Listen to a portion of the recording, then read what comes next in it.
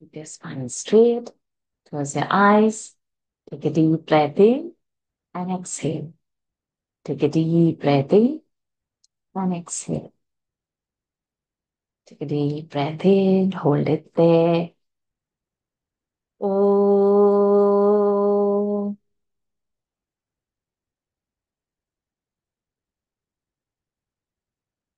Oh.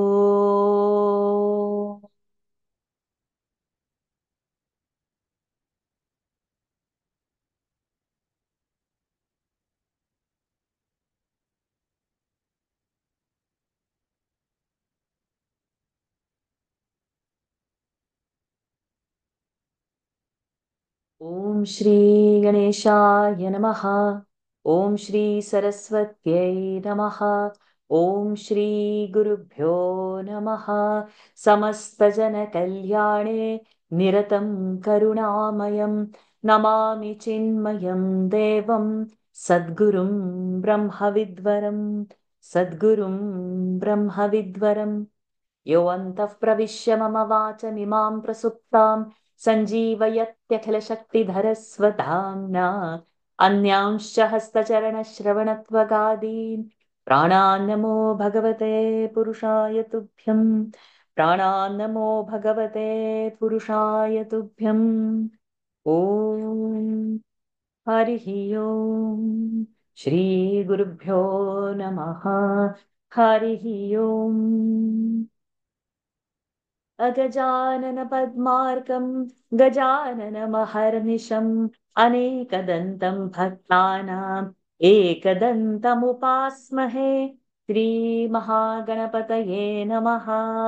गुरवे सर्वलोकानां ऋषजे भवरोगिणां निधये सर्वविद्यानां दक्षिणामूर्तये नमः। अस्मद्गुरुचरणारविन्दाभ्यां नमः। ज्ञानानन्दमयं देवं निर्मलं स्फटिकाकृतिम् आधारं सर्वविद्यानां हयग्रीवमुपास्महे। श्रीहयग्रीवमूर्तये नमः। सरस्वती नमस्तुभ्यं वरदे कामरूपिणी विद्यारम्भं करिष्यामि सिद्धिर्भवतु मे सदा। श्रीमहासरस्वत्यै नमः। उमाकोमलहस्ताब्जसम्भावितललाटकं हिरण्यकुण्डलं वन्दे कुमारं पुष्करस्रजं। वेट्रिवेल् मुरुगनक्क हर हरो हर भूतनाथ सदानन्द सर्वभूतदयापर रक्ष रक्ष महाबाहो शास्त्रे तुभ्यं नमो नमः। स्वामिये शरणमय्यप्पा कोमलङ्कूजनं वेणुं श्यामलोऽयं कुमारकः वेदवेद्यं परं ब्रह्म भासतां पुरतो मम।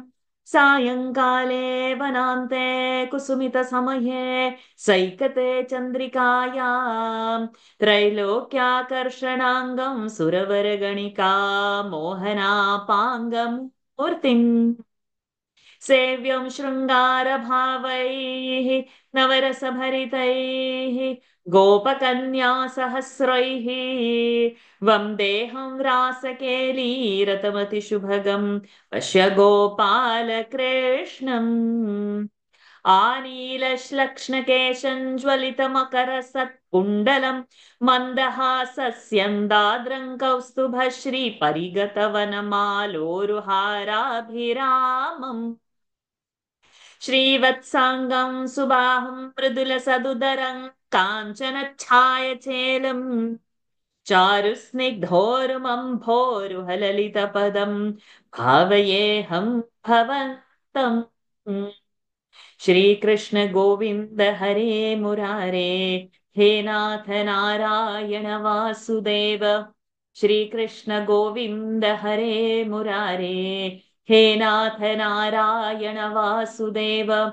श्रीकृष्ण गोविन्द हरे मुरारे हे नाथ Narayana Vasudev.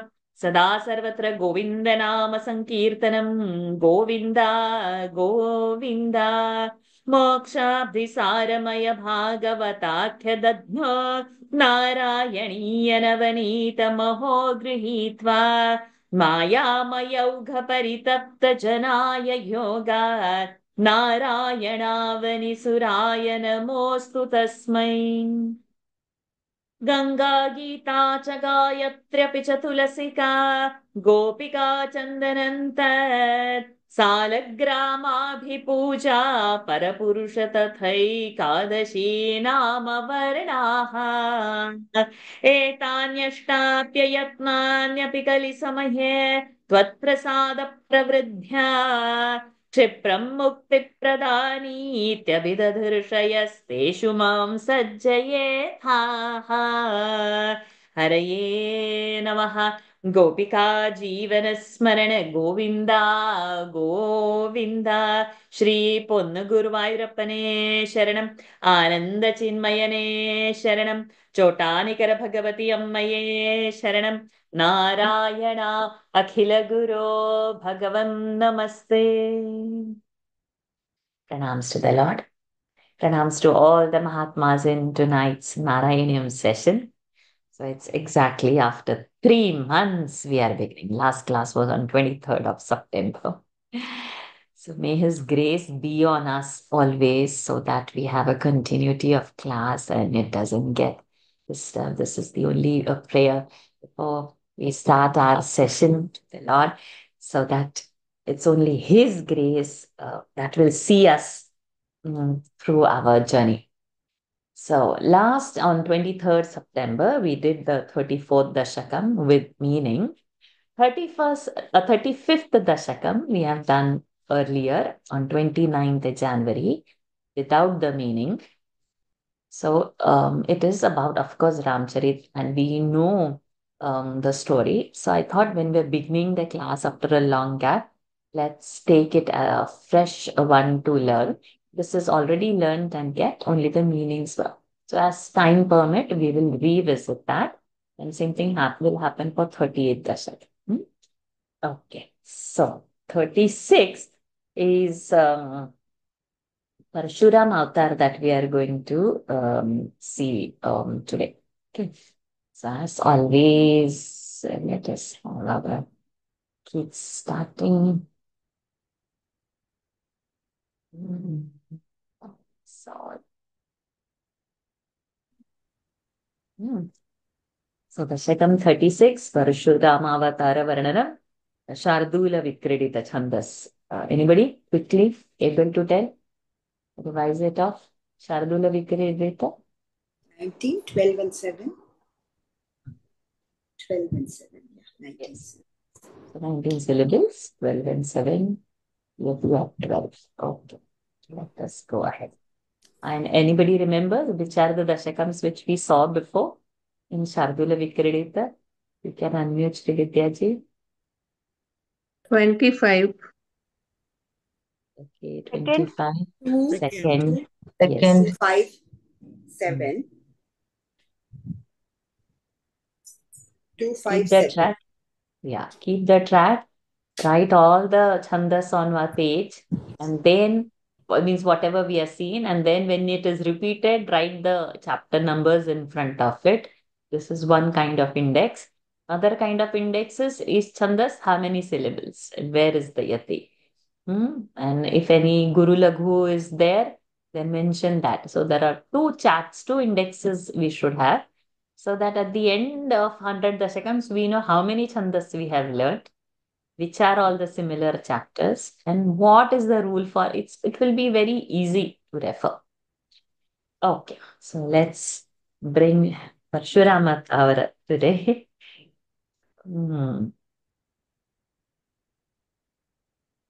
Okay. Ready, Anika?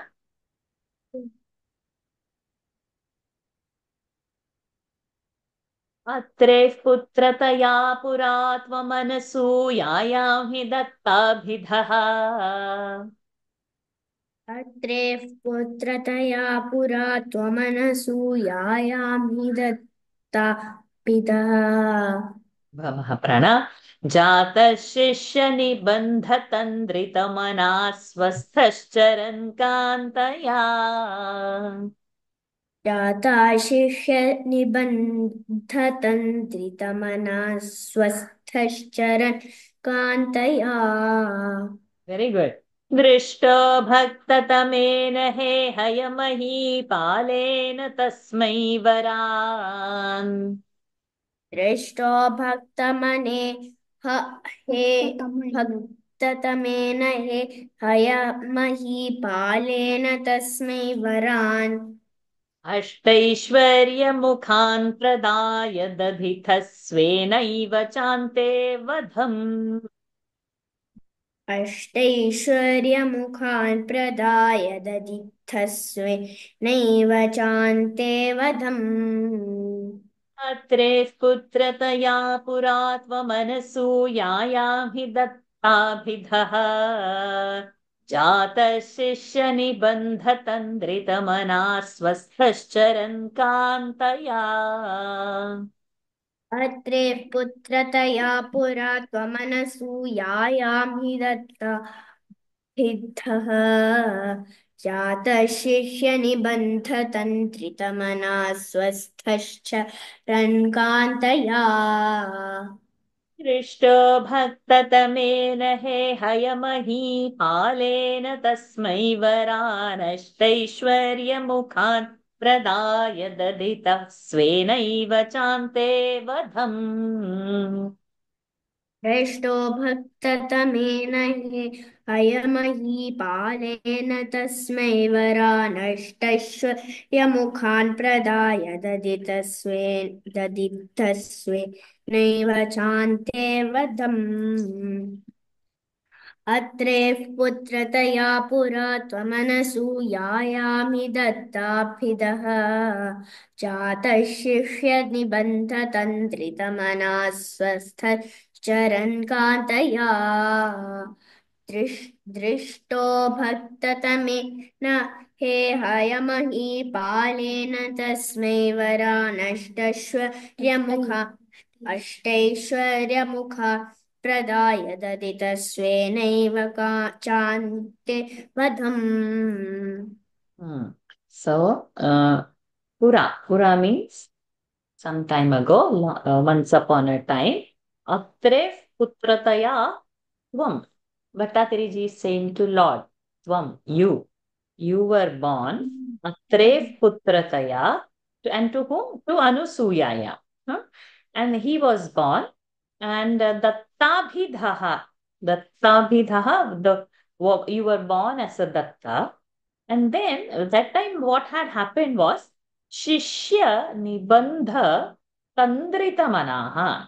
The Shishyas were pestering him, and because of that, Swasthascharan Kantaya.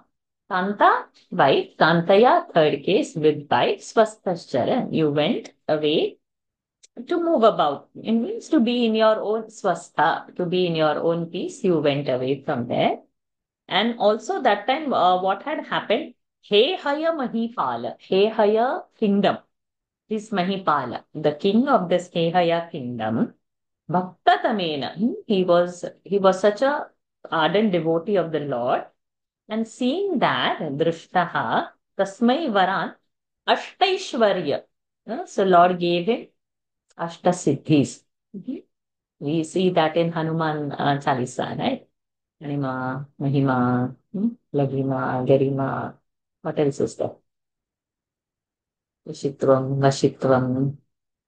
What else is there? Prakamya. One more. प्राप्ति Prapti. So Ashteshwarya, he blessed.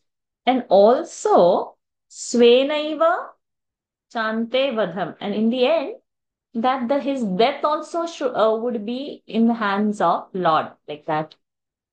He was blessed with that. So there would be some occasions that, even in our personality, we have some good face also and we have the other face also. It comes out only in front of some people. So in front of whom it has not come out, they will not believe that the person can be even like this. Okay. So we will see that story if it comes in grade, that what happens to Hehaya kingdom. Kingdom's king. अत्रेः पुत्रतया पुरा त्वमनसूयायां हि दत्ताभिधः जातः शिष्यनिबन्धतन्द्रितमना स्वस्थश्चरन् कान्तयः कान्तया not कान्तयः दत्ताभिधो jataha we should keep together and we should not break it. Jataha is for the first line, Anusuyayam Dattabhidha Jata. So we will not put it as Dattabhidha. Just put one hyphen over there, which is not in the book, so that you will remember it is together. Dattabhidha Jata. So Jata is the word for the first line.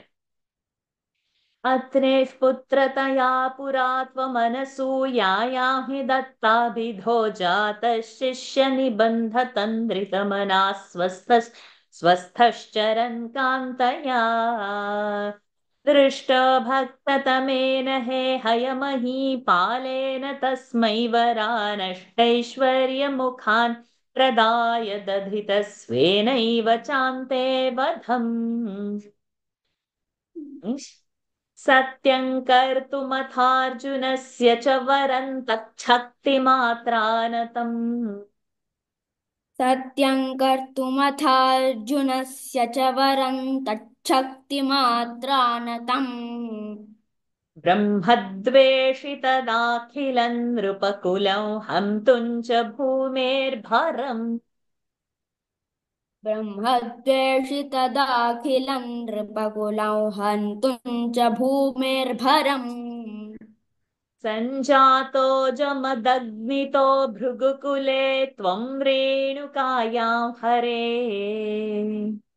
सञ्जातो जमदग्नितो भृगुकुले त्वं रेणुकायां हरे रामो नाम तदात्मजेष्ववरजः पित्रोर्रथा सम्मदम् रामो नाम तदात्मजेष्ववरजः पित्रोरधाः सम्मदम् बोलिए परशुराम भगवान की जय. So Parashurama बोलिए अवतार happens. So अब बोलिए श्री, बोलिए श्री परशुराम भगवान की जय.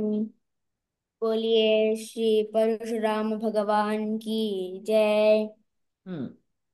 सत्यं कर्तुमथार्जुनस्य च वरं तच्छक्तिमात्रानतम् ब्रह्मद्वेषितदाखिलं नृपकुलं हन्तुं च भूमेर्भरम् सत्यं कर्तुमथार्जुनस्य च वरं तच्छक्तिमात्रानतम् ब्रह्मद्वेषितदाखिलं नृपकुलं हन्तुं च भूमेर्भरम् सञ्जातो जमदग्नितो भृगुकुले त्वं रेणुकायां हरे रामो नाम तदात्मजेष्ववरजः पित्रोरधा सम्मदम् सञ्जातो जमदग्नितो भृगुकुले त्वं रेणुकायां हरे रामो नाम ततात्मजेष्वपरजः पित्रोरधाः सम्मदम् सत्यं कर्तुमथार्जुनस्य च वरं तच्छक्तिमात्रानतम् ब्रह्मद्वेषितदाखिलं नृपकुलं हन्तुं च भूमेर्भरम् सञ्जातो जमदग्नितो भृगुकुले त्वं रेणुकायां हरे रामो नाम ततात्मजेष्वपरजः पित्रोरधाः सम्मदम्. बोलिए श्री परशुराम भगवान की जय. Excellent. It's a treat to hear you both. I'm so happy we've started and to hear you. Excellent. Nice. Okay. So now what happens? Satyam kartum. To make the varam, because in the previous verse we saw, the Lord gave him Ashtaishwaryas, but also a promise that he will be killed through Lord's hand. So to make that varam true, satyam kartum, to make that boon come true, who Arjunasya. So over here, Arjuna means his name is Kartavirya Arjuna, the king, the Heyaha kingdom Mahipala. So to fulfill that, and what has happened? There were in his kingdom also, and otherwise also, there were people who were not following um, the Kshatriya rules, the Vedic rules. So Brahmadveshi, those kings who are not liking also towards means those who are away from the path, we can say, who are non-devotional. So such Nrupakulas, such kings who are bhumer bharam, burden on the earth. Now, so Lord has to annihilate all these unpious people. That time, Sanjataha, he takes birth, Jamadagni Bhrugukule, in the Bhrugukula, to Jamadagni and Renukaya. So, to Jamadagni and Renukaya. So, Hare is a address like, oh Hari, in that sense. So, oh Hari, you have done this, this, and to fulfill this rule. And also at that time, the kingdom, there were people who were non-pious. So he has to kill them also, and also actually to Satyam Kartum also, for both the Vara. Then he comes. Rama Namaha. So Parshurama Nama. So in that name, he was born Avarajaha as the youngest son, and Pitro Radha Sammadam means that's why those parents became very happy that they got, it's a Amshavatara. सत्यं कर्तुमथार्जुनस्य च वरं तच्छक्तिमात्रानतं ब्रह्मद्वेषि तदाखिलं नृपकुलं हन्तुं च भूमेर्भरम् सञ्जातो जमदग्नितो भृगुकुले त्वं रेणुकायां हरे रामो नाम तदात्मजेष्वरजः पित्रोरधा सम्मदम् बोलिए श्री परशुराम भगवान की जय. Any other kids are there? Any young adults are there? I don't see anybody. So let all adults now who want to volunteer reasons. Yes, Lata ji.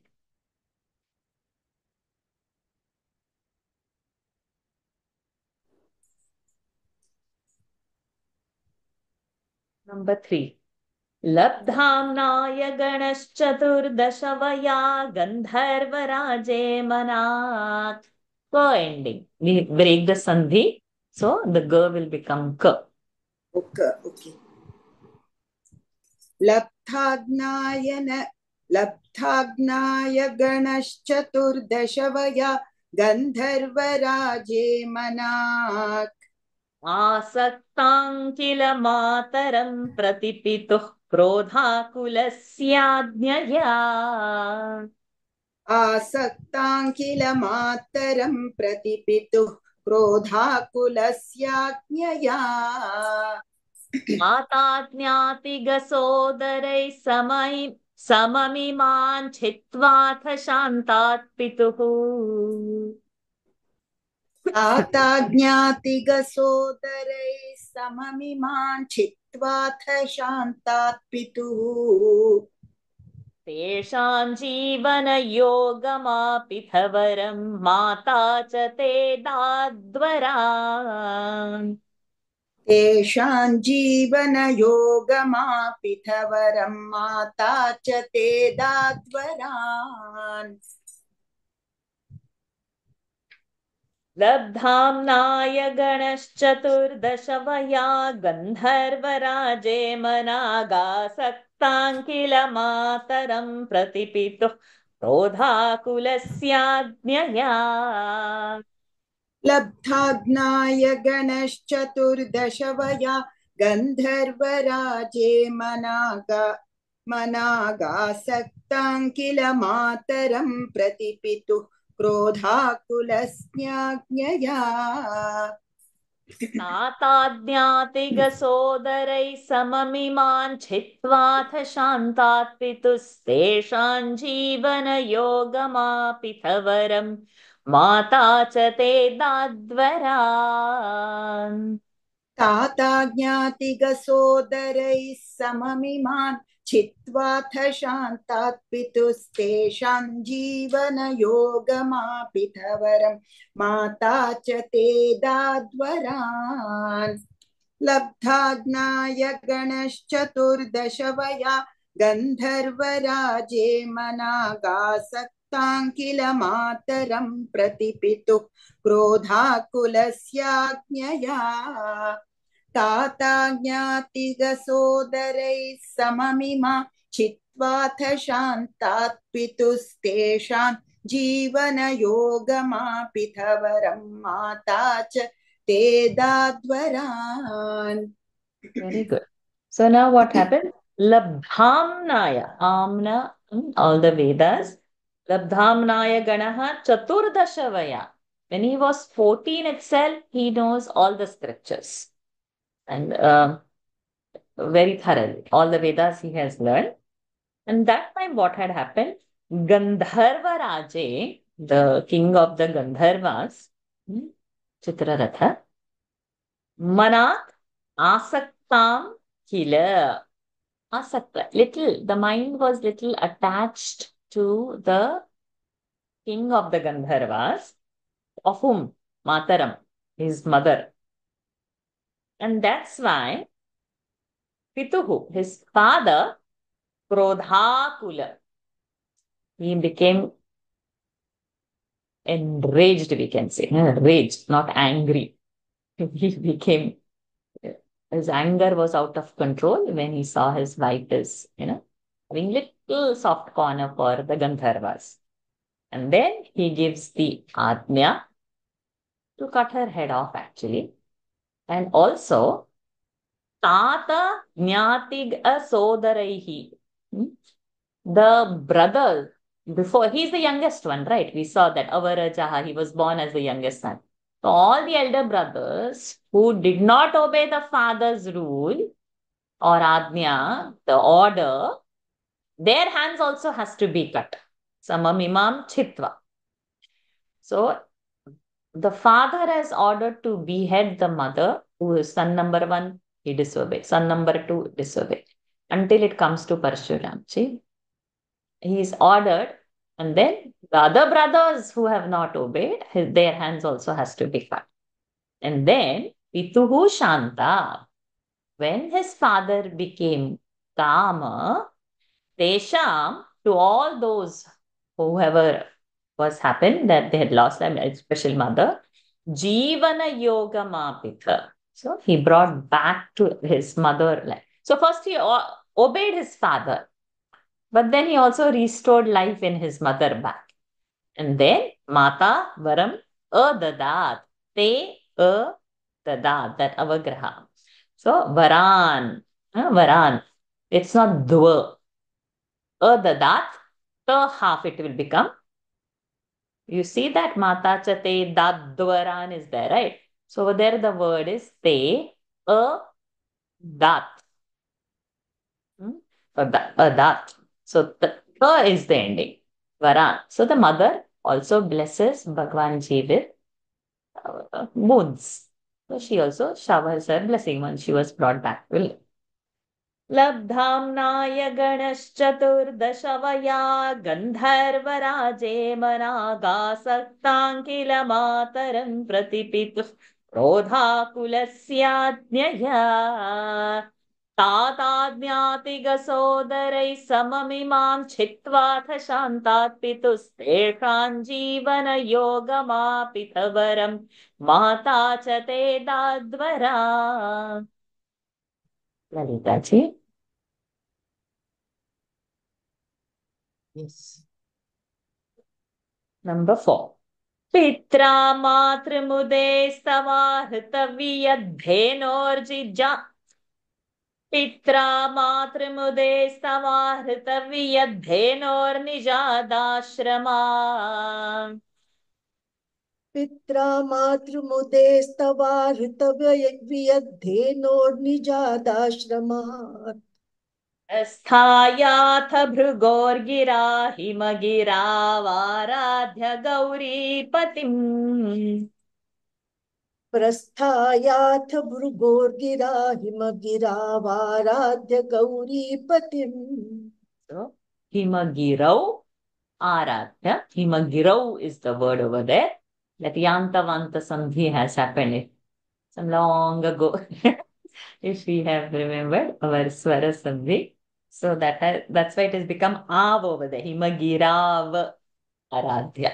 So himagirau, au is there. Au and av has happened. Huh?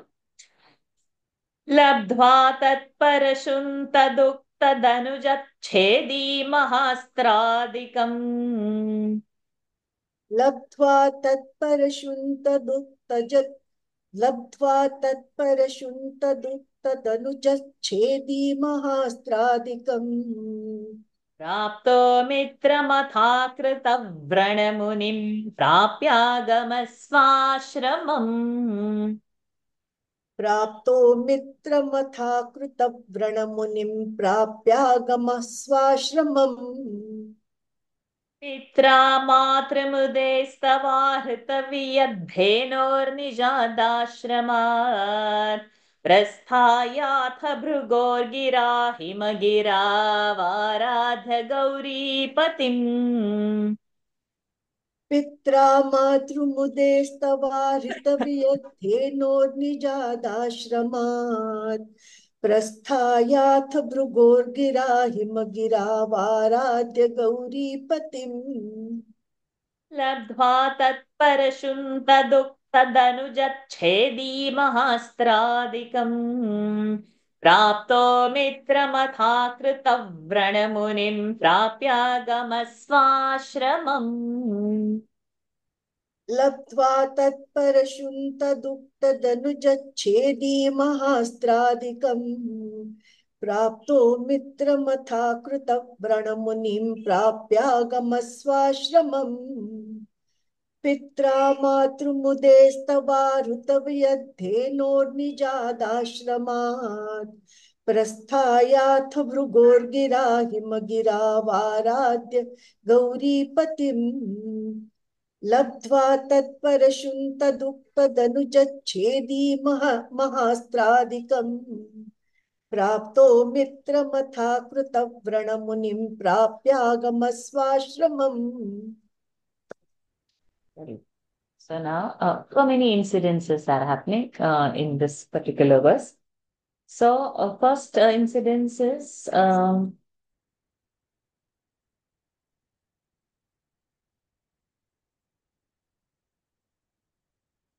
Pitra. So, it's Pituhu Shabdas, third case, Pitra. Third case, instrumental case. So, it will be by or with. So that we have to remember.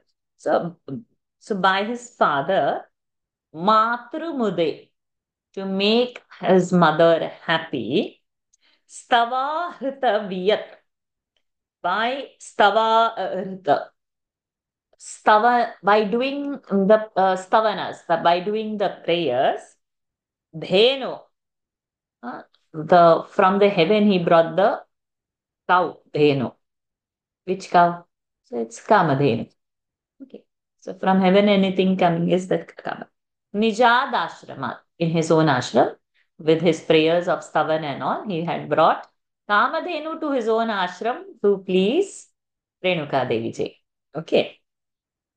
So this is one incident. Second, Prasthayatha Bhrugor Gira. Gira is word. Bhrugo is Maharshi. So hearing Bhrugu Maharshi's advice, Himagirau Aradhya Gauri Patim Prasthayatha. Lord goes to Himalaya to please Gauripati, to please Lord Shiva, on advice of sage Bhrugu. Okay. Then when he goes there, Labdhva, having got Tat Parashum. So having pleased Lord Shiva, he gets the Parashu. Parashu reacts. From that, Rama's name has come as Parashurama. Labdhva tat parashut and tad uktad danuja chedi. The Danuja Rakshasa. So Lord gave him the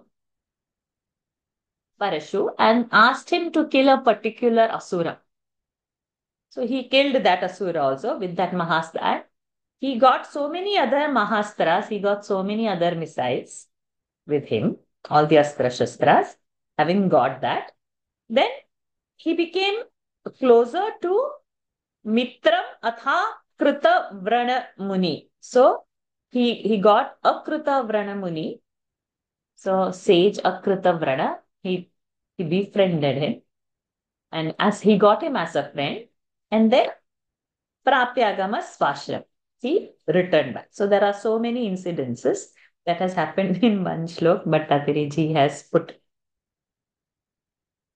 So father pleasing mother with Kamadhenu, Bhrigu sage advising Lord to go to Himalayas, Lord praising Shiva and getting Parashu, Shiva asking Lord to kill one particular Rakshasa, Lord befriending Akrita Muni, and then return of the Lord back to Swasham. So many things happened in this one verse.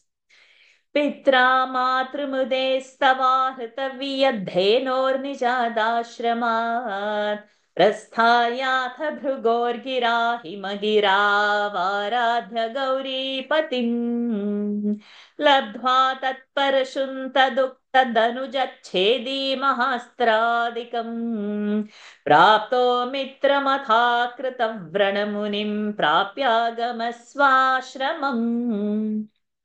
Number 5, Pushpaji.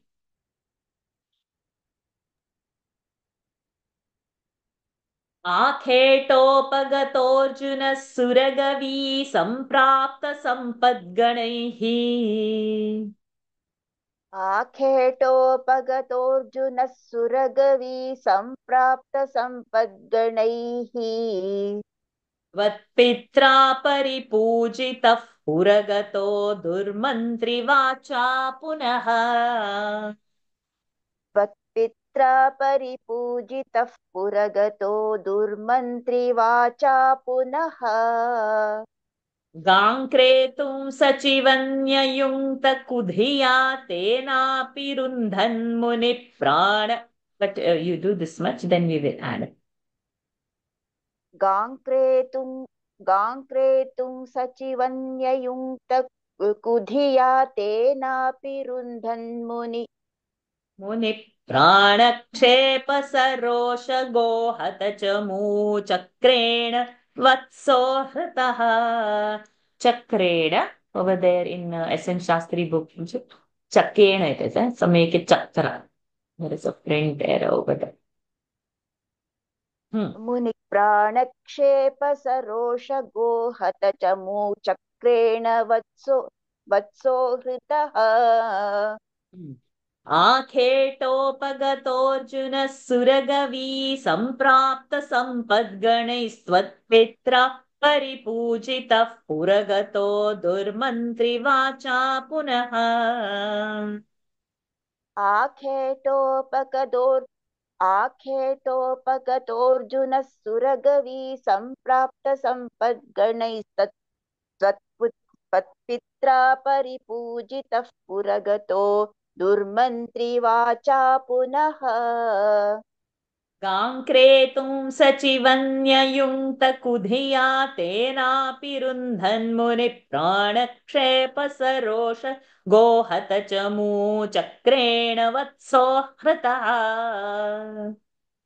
गाङ्क्रेतुं सचिवन्ययुङ्क्तकुधिया तेनापि रुन्धन्मुनिप्राणक्षेप सरोष गोहत च मूचक्रेण वत्सो हृतः. आखेटोपगतोऽर्जुनः सुरगवी सम्प्राप्त सम्पद्गणैस्त्वत्पित्रा परिपूजितः पुरगतो दुर्मन्त्रिवाचा पुनः. गाङ्क्रेतुं सचिवन्ययुङ्क्तकुधिया तेनापि रुन्धन्मुनिप्राणक्षेप प्राणक्षेप सरोष गोहत च मूचक्रेण वत्सो हृतः. So now one incident happens over here. Akheta, Akheta to hunt. Upagataha Arjunaha. Which Arjuna? That Kritavirya Arjuna, who had got the boon. Of which kingdom? Hehaya kingdom.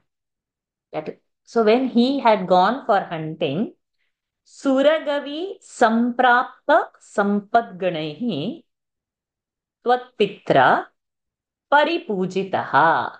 So his father welcomed the king and offered him lot of food from the Gavi, from Kamadhenu. He had produced lot of dishes and he had entertained the king.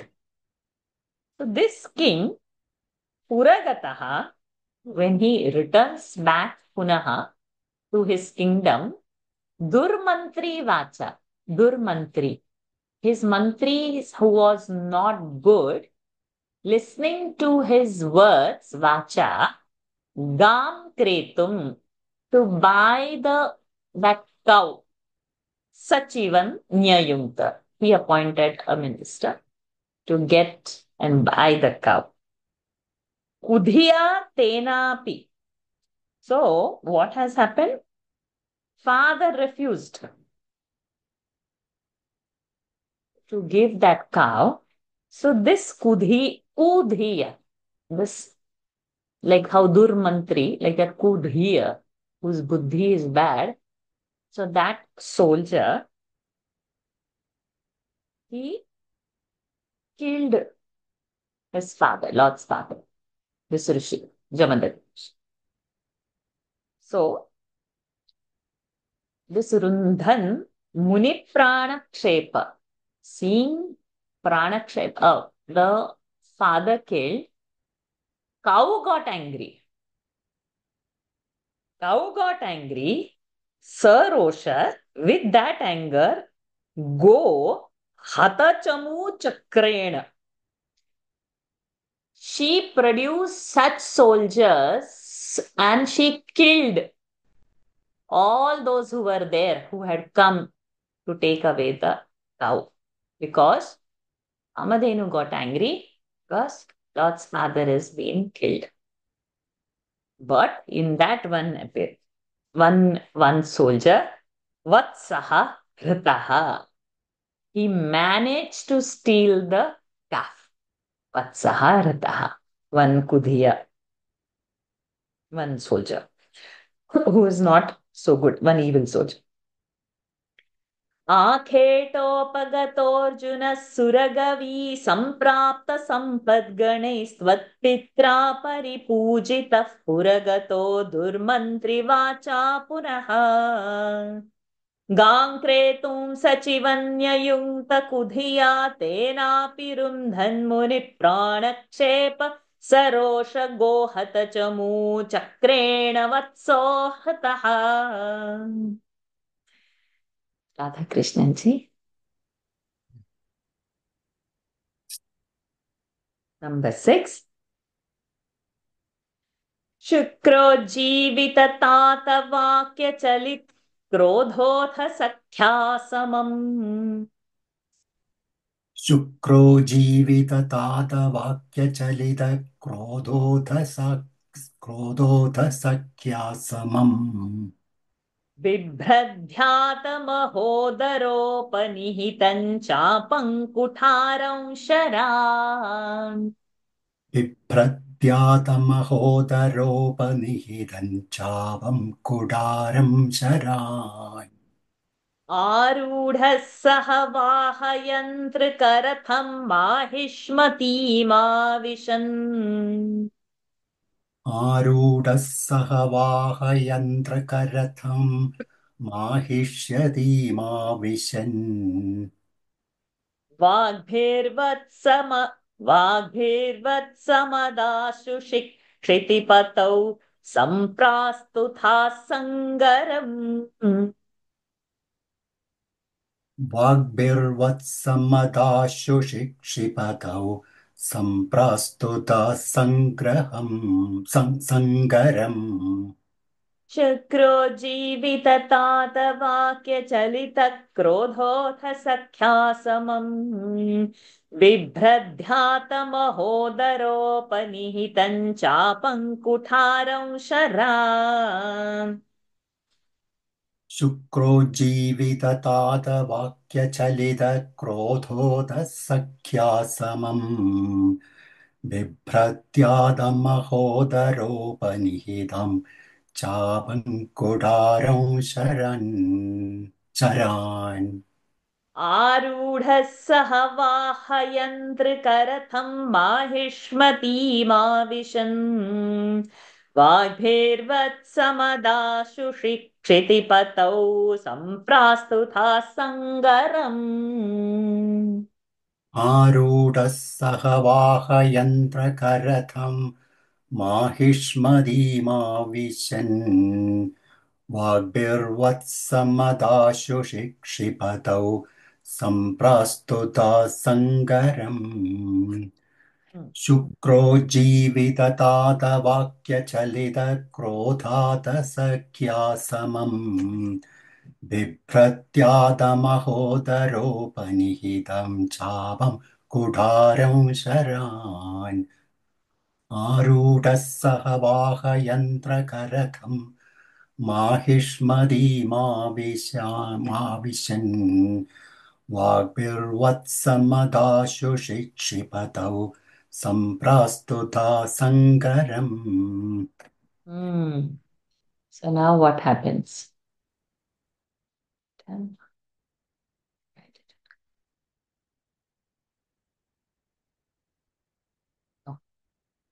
Shukraha, so Shukrojivitat Tata. So Shukracharya has come and Jivita Tata. His father was brought back to life by Shukracharya. And then hearing those Vakya, Chalita Krodha. So when father was brought to life, he said what had happened. So Lord becomes angry. And Sakhya Samham, with the Sakha. Who is Lord's friend? In the previous verse, we saw that Muni he had befriended, right? Akruta Vrana Muni. Correct? In the previous verse, we saw one he had befriended on his way when he went to Himalayas. Correct? Forgot? Or yala knowing Akruta. Akruta. Number 4. Prapto Mitramatha Kruta Vrana Muni.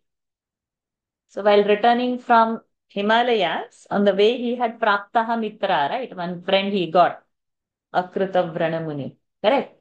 So now over here, Sakhya Samam means that friend, that Sakha. So with Akrutam, Bibhrad, Dhyata, he had meditated upon.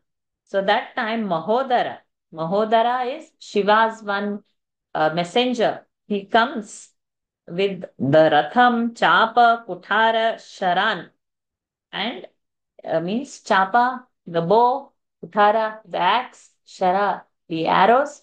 He comes and Arudhaha Sahavaha. Sahavaha, he gets on that horse chariot, Yanturk. And with the charioteer and with this friend, Mahishmati Mavishan. So he enters the Hehaya's kingdom. That is Mahishmati. He enters over there. Vagbhihi Vatsam Adashushi. That Madashushi is there. So in that Vatsam is the calf. Vagbhihi. By his words he asked. Adashushi. This one is not giving the calf back. Then Shritipatau Samprastuta Sangaram. So when this Shritipatau is not giving the cow or the Ashushi, the calf back, not cow, the calf he had stolen, he doesn't give back Sangaram, Samprastha. So the battle starts over there.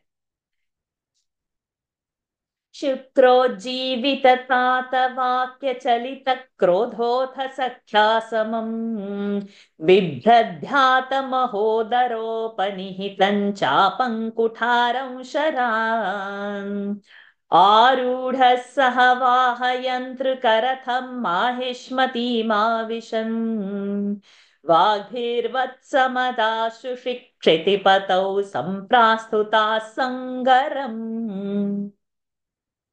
Lakshmi ji. Number 7.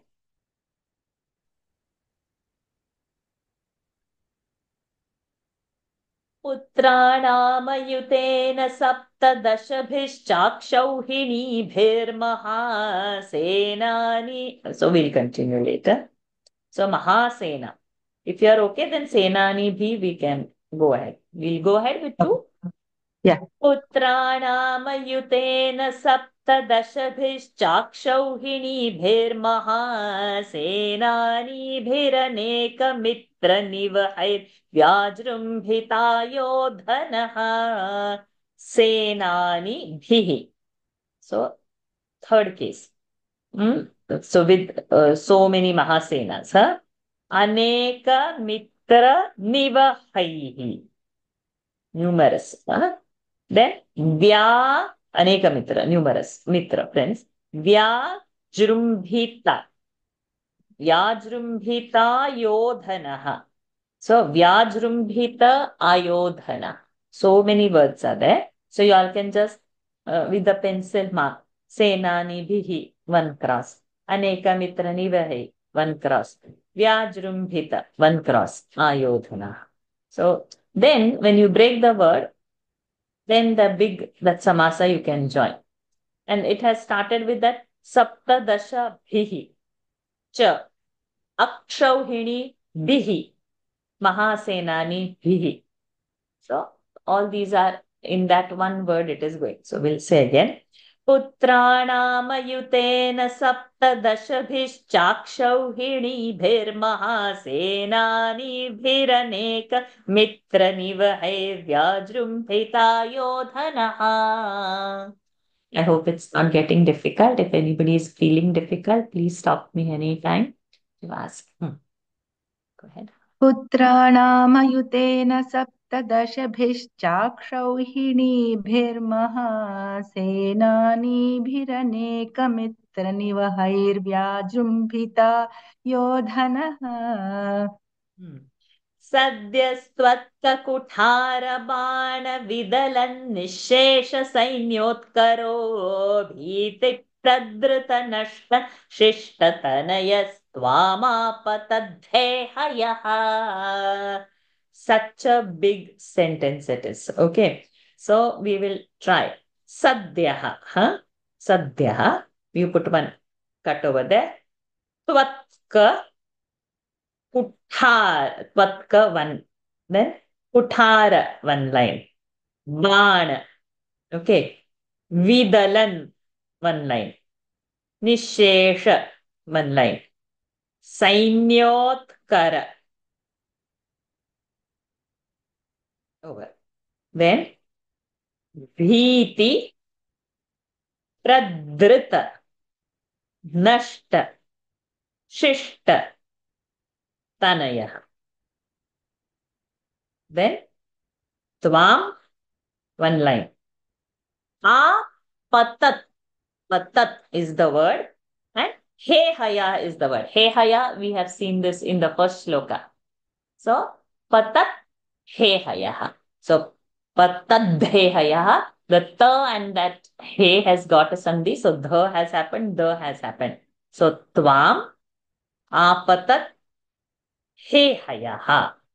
Okay. Sadhyaha Tvatka Kuthara Bana Vidalan Nishesha Sainyotkaraha Bhiti Pradrita Nashta Shishta Tanayaha Tvam Apatat He Hayaha. Okay. So we are going to combine all this. सद्यस्त्वत्ककुठारबाणविदलन् निःशेषसैन्योत्करो भीतिप्रदृतनष्टशिष्ट तनयस्त्वामापतद्धेहयः।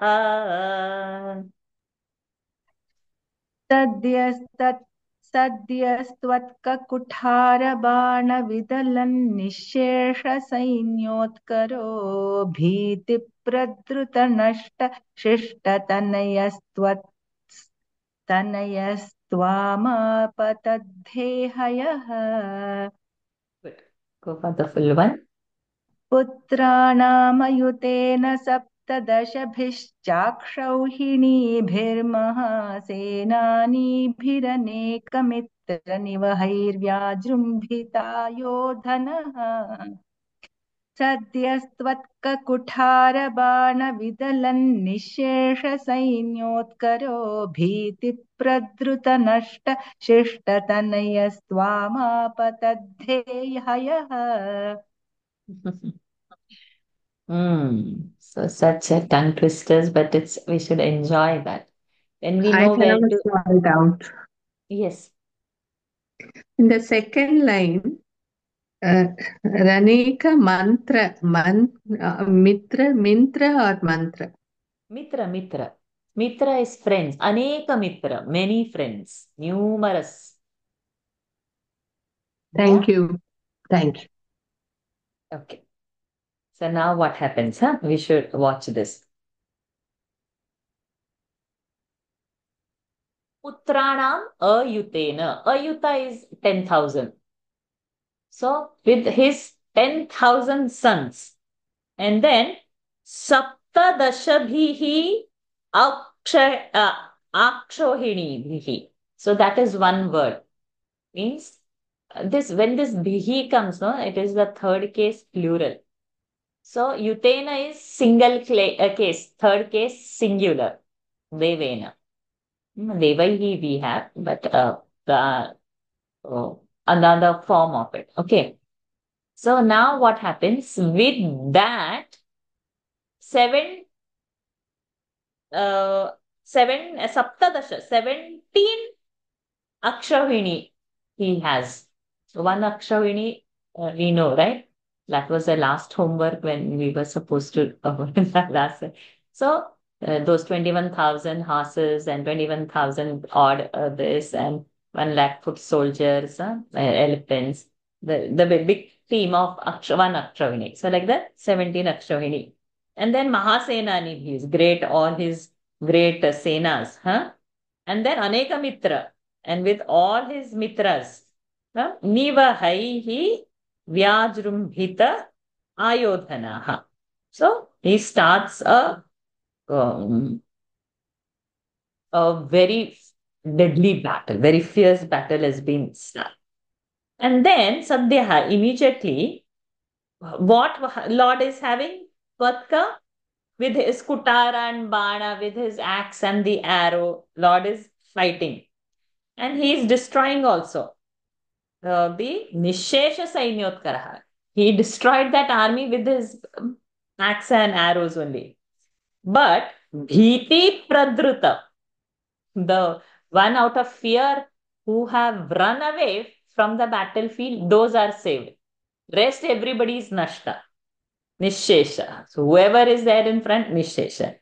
Then those Shishtatanaya who has fled, all these sons who have fled, those are only remaining.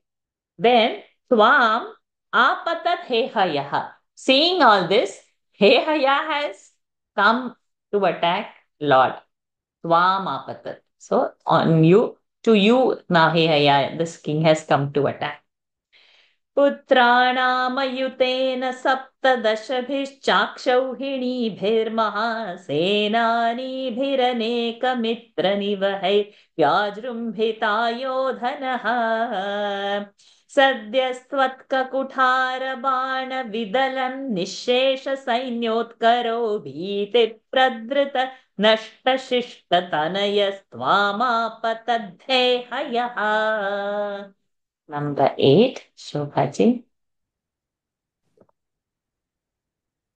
लीलावारित Narmada जलवलल्लङ्केश गर्वापः श्रीमद्बाहु सहस्रमुक्त बहुशस्त्रास्त्रनिरुन्धन्नमुम् लीला वारित नर्मदा जल वल नर्मदा जलवत् वल लंकेश गर्वापह श्रीमद् बाहु सहस्र मुक्त बहुशस्त्रास्त्रम निरुन्धन अमुम.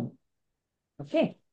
लीलावारित नर्मदा जलवलल्लङ्केश गर्वापः श्रीमद्बाहु सहस्रमुक्त बहुशस्त्रास्त्रनिरुन्धन्नमुम् लीलावारित नर्मदा जलवलल्लङ्केश गर्वापः श्रीमद् बाहुसहस्रमुक्त बहुशस्त्रास्त्रं निरुन्धन्नमुम्. शस्त्रास्त्रम. Shastrastram is one word. Bahu shastrastram. You say that line, Srimad Bahu. श्रीमद् बाहुसहस्रमुक्त बहुशस्त्रास्त्रं. Sorry, I couldn't quite get that. Srimad Bahu Sahasramukta Bahushastras Nirundhanamum. श्रीमद् बाहुसहस्रमुक्त बहुशस्त्रास्त्रं निरुन्धन्नमुम्. Correct. चक्रे त्वय्यथ वैष्णवेऽपि विफले बुद्ध्वा हरिं त्वां मुदा. चक्रे त्वय्यथ वैष्णवेऽपि विफले बुद्ध्वा हरिं त्वां मुदा. ध्यायन्तं छित सर्वदोषमवधी सोगात् परन्ते पदम्. ध्यायन्तं छित सर्वदोषमवधी सोगात् परन्ते पदम्. लीलावारित नर्मदा जलवलल्लङ्केश गर्वापः श्रीमद् बाहुसहस्रमुक्त बहुशस्त्रास्त्रं निरुन्धन्नमुम्. चक्रे त्वय्यथ वैष्णवेऽपि विफले बुद्ध्वा हरिं त्वां मुदा. ध्यायन्तं छित सर्वदोषमवधी सोगात् परन्ते पदम्.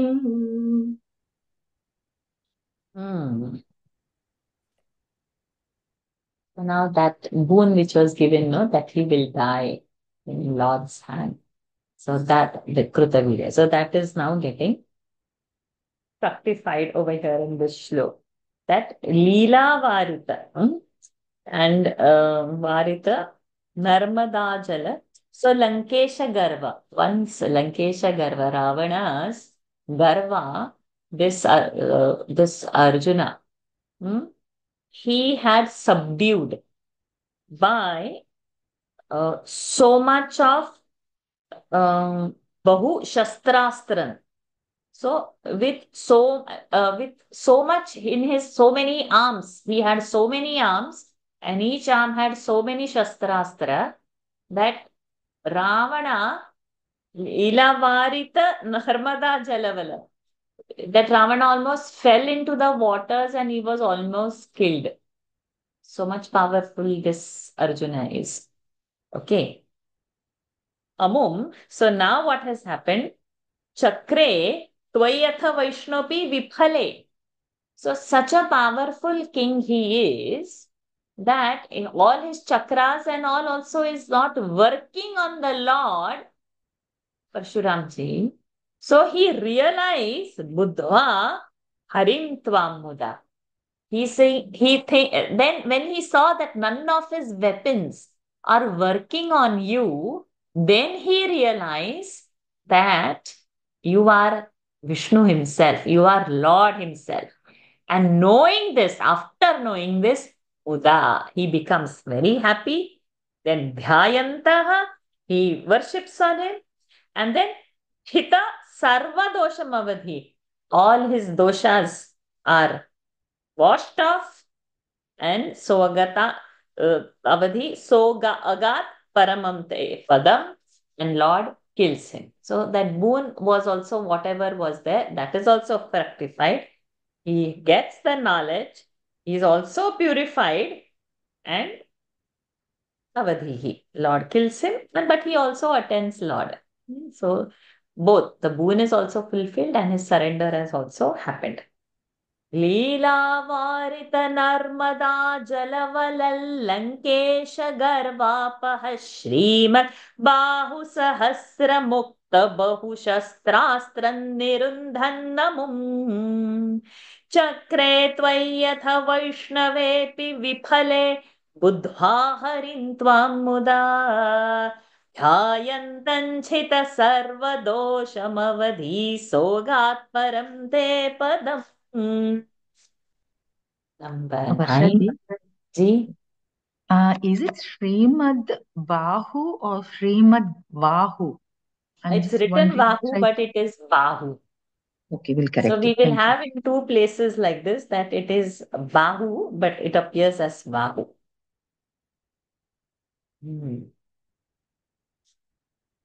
Okay. Leelama. Number 9. भूयो मर्षित हे हयात्मजगणैस्ताते हते रेणुकाम् भूयो मर्षिदहेहयात्मजगणैस्ताते हते रेणुकाम्. Excellent. आघ्नानां हृदयं निरीक्ष्य बहुशो घोरां प्रतिज्ञां वहन् आख्नानां हृदयं निरीक्ष्य बहुशो घोरां प्रतिज्ञां वहन् ध्यानानीतरथायुधस्त्वमकृथा विप्रद्रुहः क्षत्रियान् ध्यानानीतरथायुधस्त्वमकृथा विप्रद्रुहः क्षत्रियान्. Good. दिक्चक्रेषु कुठारयन् विशिखयन् निःक्षत्रिया मेदिनी दिक्चक्रेषु कुठारयन् विशिखयन् क्षत्रियां मेदिनी. Excellent, Leelama. भूयो मर्षित हे हयात्मजगणैस्ताते हते रेणुकामाघ्नानां हृदयं निरीक्ष्य बहुशो घोरां प्रतिज्ञां वहन् भूयो मर्षिदहे हयात्मजगणैस्ताते हते रेणुका माख्नानां हृदयं निरीक्ष्य बहुशो घोरां प्रतिज्ञां वहन्. ध्यानानीतरथायुधस्त्वमकृथा विप्रद्रुहः क्षत्रियान् दिक्चक्रेषु कुठारयन् दिक्चक्रेषु कुठारयन् विशिखयन् निःक्षत्रियां मेदिनीम् ध्यानानीतरथायुधस्त्वमकृथा विप्रद्रुहः क्षत्रियान् दिक्चक्रेषु कुठारयन् विशिखयन् निःक्षत्रियां मेदिनी. भूयो मर्षिदहे हयात्मजगणैस्ताते हते रेणुका माख्नानां हृदयं निरीक्ष्य बहुशो घोरां प्रतिज्ञां वहन्. ध्यानानीतरथायुधस्त्वमकृथा विप्रद्रुहः क्षत्रियान् दिक्चक्रेषु कुठारयन् विशिखयन् निःक्षत्रियां मेदिनी. Excellent, Leelama. After so many days, I heard you. So nice. So nice. Now what happens? Bhuyaha, again, like what happens after that? Amarshita, he haya, atmaja, ganaihi, nate, hate. Tate hate, father has been killed. By whom? Third case. Atmaja Ganaihi. Who's Atmaja Ganai? He Haya's Atmaja. How are they? Amarshita. So, He Haya's sons, who had fled and who were, otherwise everybody were killed. So they got angry. And so He Haya's Atmaja Gana means his sons, Tate Hate, come back with revenge to kill his father. And they killed the father. So now seeing that, Renukam Agnanam Hridayam. So wife is now beating the chest. Seeing that, Niriksha, seeing his mother beat her chest so many times, Bahushaha, so many times, Ghoram Pratijñam Vahan. So he takes a very deadly vow. What he is taking, we know that, huh? So now we'll see in that line. Dhyananita Ratha Yudaha Tvamakrutha. With his dhyana, he brings all the rathas and the weapons and everything. Vipradruhaha. Those who are the enemies of Brahmanas, all the Kshatriyas, Dikchakreshu, Kutharayan, Vishikhayan, with the arrows, with Kuthara, everything, Medinim Nihikshatriya. Medini, earth. Nihikshatriya, without any Kshatriya. So that was this vow, and he kills and he makes the earth without any Kshatriya, devoid of all Kshatriya. So much anger he got. Bhuyo marshita he hayatmajaganai state hate renukamagdhana hrudayam niriksha bahusho oram pratijñam vahan ध्यानानीतरथायुधस्त्वमकृथा विप्रद्रुहः क्षत्रियान् दिक्चक्रेषु कुठारयन् विशिखयन् निःक्षत्रियां मेदिनीम्. Last but not the least for today, so we are going to hear some melodious chanting. What a way to end. Let's start. Tato. No, there is one more. 11. Yeah, 11. There is 11. Not last one. Okay, there's one more. Tato Jeevana Krindrapalaka Kulan Trisapha Kritvojayan. Tato Jeevana Krindripalakakulan Trisaptakritvojayan. Santarpyath Samanta Panchaka Maharakta Hridaughe Pitrun. So Pitrun's Rikara is not there. We have to give over there. Santarpyath Samanta Panchaka Maharakta Hridaughe Pitrun. Yajñekshmamapi Kashyapādishu dishan salvena yudhyan punaha. Yajñekshmamapi Kashyapādishu dishan salvena yudhyan punaha. Krishno munnihanishyati shamito yuddhat kumarair bhavan. Krishno munnihanishyati shamito yudhyat kumarair bhavan. Tato Jeevana Krindrapalaka Kulan Trisapta Kritvojayan. Santarpyath Samanta Panchaka Maharakta Hridaughe Pitrun. Tato Jeevana Krindripalakakulan Trisaptakritvojayan. Santarpyath Samanta Panchaka Maharakta Hridaughe Pitrun. Yajñekshmamapi Kashyapādishu dishan salvena yudhyan punaha. Krishno munnihanishyati shamito yuddhat kumarair bhavan. यज्ञेक्ष्मामपि काश्यपादिषु दिशन् साल्वेन युध्यन् पुनः कृष्णो मुन्निहनिष्यतीति शमितो युद्धात् कुमारैर्भवान् तातोज्जीवनकृन्नृपालककुलं त्रिसप्तकृद्वोजयन् सन्तर्प्याथ समन्तपञ्चकमहारक्तः हृदौघे पितॄन् यज्ञेक्ष्मामपि काश्यपादिषु दिशन् साल्वेन युध्यन् पुनः कृष्णो मुन्निहनिष्यतीति शमितो युद्धात् कुमारैर्भवान्. So many things again happen over here. What has happened? Tataha Jivanakrit Nupalakram. So his father he brought back to life.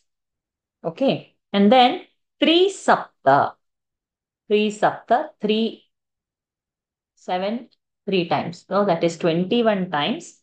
Jayan, who he fought battle with all the kings and defeated them 21 times thereafter. And then Santarpya tha, Pitrun Santarpya. First word and the last word of the second line. He offered his tarpana for the Pitaras. Where? Killing so many kings. There is this Maharakta Harudaudhya. There is this Ogha river or a big water body. How it is, like that Rakta body has found blood in that. And it is called as Samanta Panchaka. In that Samantaka Panchaka Maharakta, so much blood after so much of war. In that only he has offered Tarpana to his ancestors. And after that, Yajna, in a Yajna, Shmamapi Kashyapadishu Dishan. Everything, all his wealth, Dishan, Shmam, land, he gave it to Kashyapadi Rishis. He donated all that. And then, Punaha, again, Salvena Yudhyan. He goes to fight with Salva.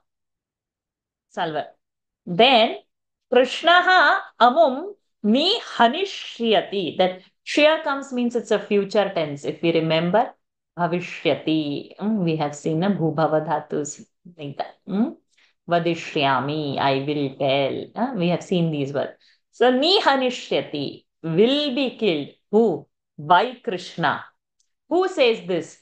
Kumaraihi. So, Kumarais are Sanat Kumaras, the four. So, these sages, they come and then Shamitaha Yuddha. So, his thing of that war and battle, like that, no? That it was Shamitaha, calmed down by Kumara brothers. Now, leave that Salva. Salva will be killed by Krishna. And otherwise, he is continuously in that battle. There is so much in him that he has to finish. There is so much anger. Tato Jeevana Krindrapalaka Kulan Trisaptakritvojayam Santarpyatha Samanta Panchaka Maharakta Hridaughe Pitrun Yajnekshmamapi Kashyapadišu Dishan Salvena Yudhyan Punaha Krishno Mumniha Nishyati Shamito Yuddhat Kumarairbhavan. Okay, Lakshmi ji, we'll finish off now. We have exceeded the time, but we'll do. It took a little longer. One shloka is also extra, and then in the initial, I was updating so much of whatever activities are. Still one activity is remaining, which I will tell after this. Okay, let's complete now the last verse. न्यस्यास्त्राणि Mahendra भूभृति तपस्तव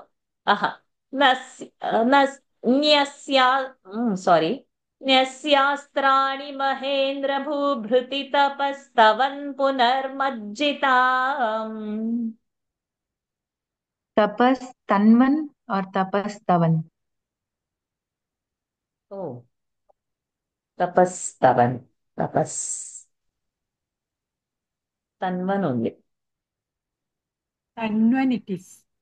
Tanvan only. Tanvan.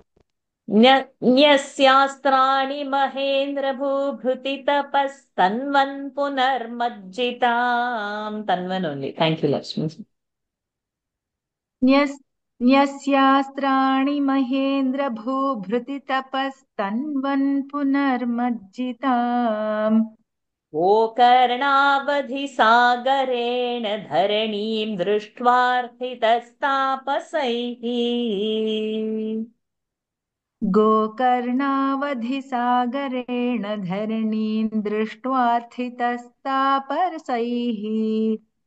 ध्यातेश्वासधृतानलास्त्रचकितं सिन्धुं स्रुवक्षेपणात्. So ending. ध्याते श्वासधृतानलास्त्रचकितं सिन्धुं Sru. Okay. ध्याते श्वासधृतानलास्त्रचकितं सिन्धुं स्रुवक्षेपणात्. उत्सार्योद्धृतकेरलो भृगुपते वातेश संरक्ष माम्. दुस्सार्योद्धृतकेरलो Not Dutsaryo. Because has gone in Kshepanat. Saryo. उत्सार्योद्धृतकेरलो भृगुपते वातेश संरक्ष माम्. So we are not going to join this. Kshepanat, you all write over there and keep. Write over here U and keep. And this line, Utsaryodhrita Keralo Bhrugupate Vatesha Samrakshama, we have to chant it 3 times. Okay.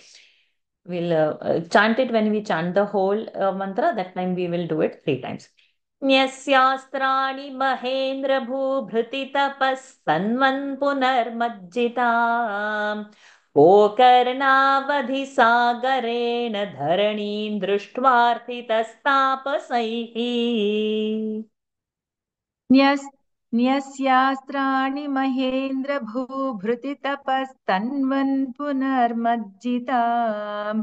गोकर्णावधिसागरेण धरणीं दृष्ट्वार्थितस्तापसैः. याते श्वासधृतानलास्त्रचकितं सिन्धुं स्रुवक्षेपणात्. उत्सार्योद्धृतकेरलो भृगुपते वातेश संरक्ष माम्. ध्याते श्वासधृतानलास्त्रचकितं सिन्धुं स्रुवक्षेपणात्. उत्सार्योद्धृतकेरलो भृगुपते वातेश संरक्ष माम्. न्यस्यास्त्राणि महेन्द्र भूभृति तपस्तन्वन् पुनर्मज्जिताम्. गोकर्णावधिसागरेण धरणीं दृष्ट्वार्थितस्तापसैः. ध्याये श्वासधृतानलास्त्रचकितं सिन्धुं स्रुवक्षेपणात्. उत्सार्योद्धृतकेरलो भृगुपते वातेश संरक्ष माम्. Continue 3 times. Yes. उत्सार्योद्धृतकेरलो भृगुपते वातेश संरक्ष माम्. उत्सार्योद्धृतकेरलो भृगुपते वातेश संरक्ष माम्. सदा सर्वत्र गोविन्दनाम संकीर्तनं गोविन्द गोविन्द. नारायण अखिल गुरो भगवन् नमस्ते. Awesome. So now what happens? Nyasya gave up. Astrani, all the weapons. Mahendra Bhubhriti, on the Mahendra mountain. Tapaha, he went for doing the tapas. Tanvan Punarmajjitam. Then again, what has the Majjitam is over there for the down. Majjitam Gokarnavadhi Sagarena Dharanim Drishtva. So he gave up all the weapons. He goes to the mountain, but then he saw the land is submerged. from that Gokarna till the ocean. That land is submerged up till the Gokarna. Having seen this, Arthitaha Tapasaihi, by the request of these other sages who are over there, what did he do? Dhyata, he meditated upon, then Ishvasa, Dhrita, Analastra. So Chakita is over here, he frightened. He frightened whom? He frightened the Sagara. He frightened the ocean by holding his bow loaded with the fire arrow. So the Sagara got afraid. And in that Sagara, in that Sindhu, Sruva Kshepanat. Sruva is for the Yajna Karma, that huge long, that spoon is used, right? That is called Sruva. He threw that spoon. So whatever was that submerged thing, Utsarya, that land comes up. That land is known as Kerala. So Bhrugupati of this Kula, so you are Parshurama, okay, but you are Vatesha. You are only the Guruvairappa, who Parshuramji, Bhattattiriji say, Samrakshama, you please protect. So this verse tells how Kerala has come up by Parshuramji's axe, they say, but over here it is written as Suruva, and how he frightened the ocean. So the ocean had to give way and the land came up.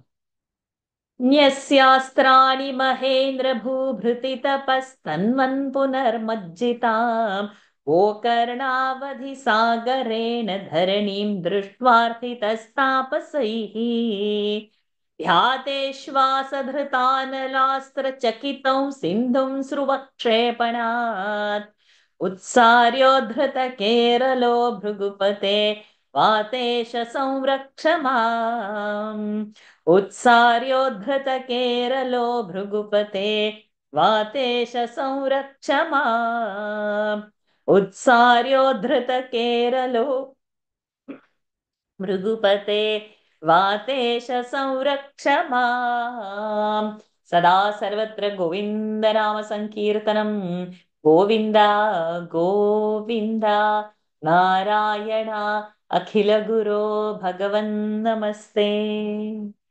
So with his grace, we have completed this Dashakam.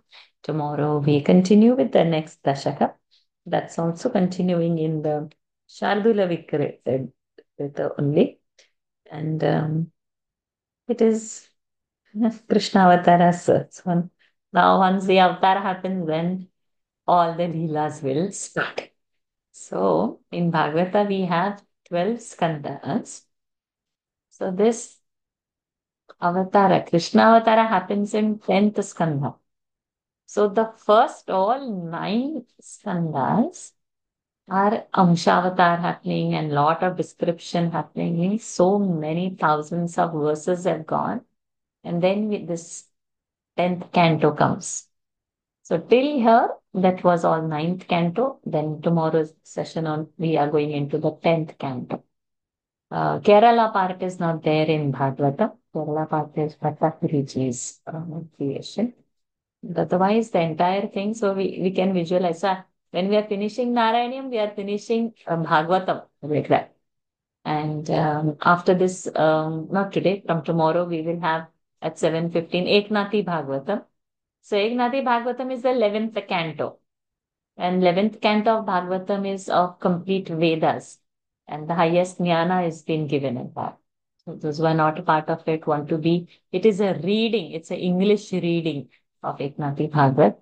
So we are, and Friday, of course, we have our Bhagavat session. So the point is what I have so many activities. Before the class, we were talking so much. So one thing was yesterday only the Saptaha finished and I got actually free from so many activities. And I said, before something catches me, let's announce the class that's going to happen. And this time, the Saptaha, it was just 100, 200 meters from the house in a Vishnu temple over here.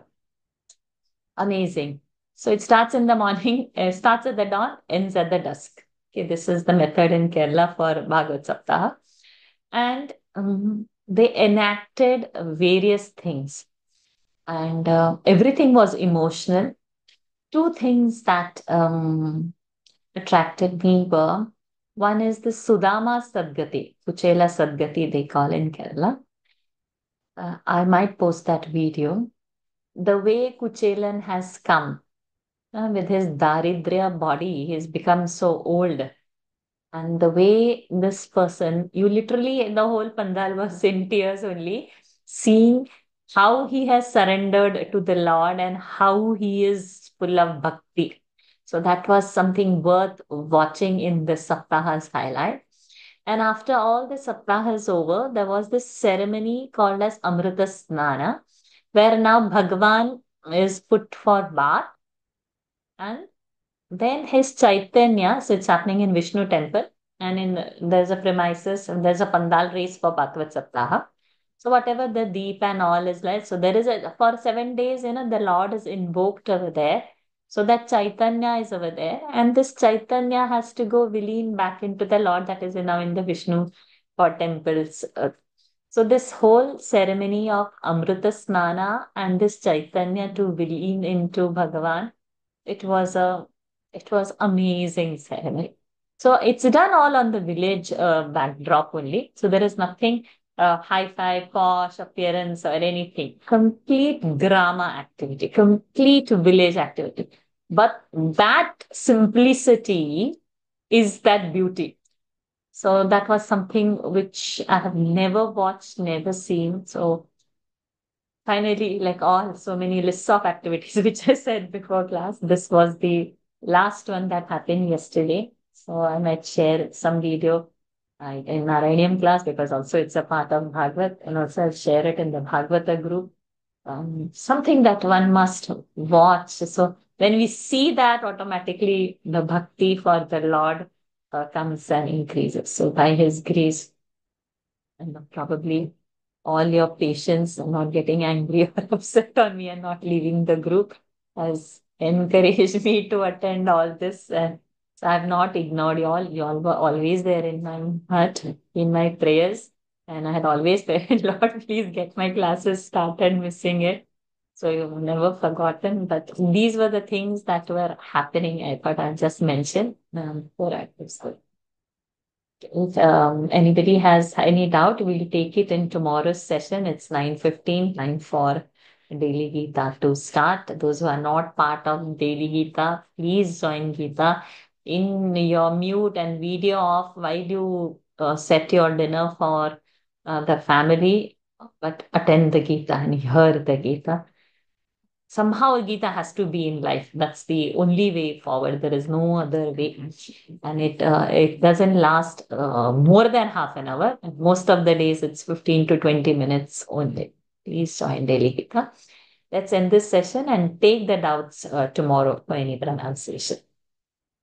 Om Purnamadah Purnamidam Purnat Purnamudachyate Purnasya Purnamadaya Purnamevavashishyate. Om Shanti Shanti Shanti. Harihi Om Shri Gurubhyo Namaha. Harihi Om Shri Krishnarpanamastu. Hari Om, everyone. Thank you for joining. See you all tomorrow. Thank you. So Hari nice Om. to Thank see you you. so much. Thank you. Thank you so Thank you much, very much. Vaishali. Thank you. So nice to see you. Thank you. Good to Thank see you. you. Thank Varshali. Hari Om. Hari We Om, were Jai missing you Hari. a lot. We were Hari missing Om. you. Thank you very much. And I was missing so much, but you all were there in my mind always. Every temple I went and every activity I did, you all were always there. Sajiv ji has come. So Sajiv ji is our like a Chitragupta. Okay.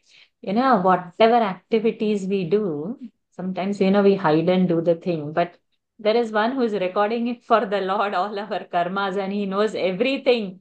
So like that, I was thinking 35th Dashakam I have to start today. So Sajeev ji sent me one Google Drive where the 35th Dashakam is chanted and kept. I said, if I have chanted this fully, that means I have taken it at some point. Then it was a hunt started. When was 35th Dashakam taken? So that's why I remember it's precisely that it is on 29th January. We took it on 23rd and 29th on consecutive days, Ramavatar for Ram Janmabhoomi Pradishtapana. We did it on that occasion then. So if Sanjeev ji had not given that, I was assuming that it was not finished and we would do it today. So he keeps all the records what's happening. So thank you, Sanjeev ji, for doing this for us again and again. Thank you. Hari Om ji. Hari Om. Let's find it.